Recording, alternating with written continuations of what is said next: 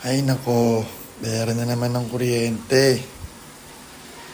Sabi apo ko, papabayaran na yung kuryente. Choy! No, bakit po?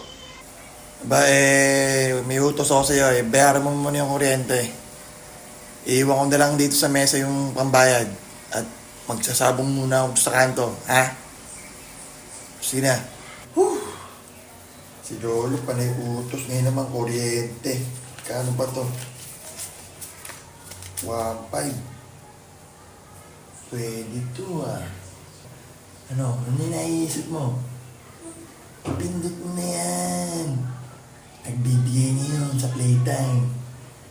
Baka maging 7,000 pa yung 1.5 mo. Parindo ka. Tama yan. Sige, pindot mo. Oo nga, ano. Sige. Choy, wag na. Magagalit lolo mo, panigurado. May sugal yan. Ibayad mo na yan. Oo nga, no.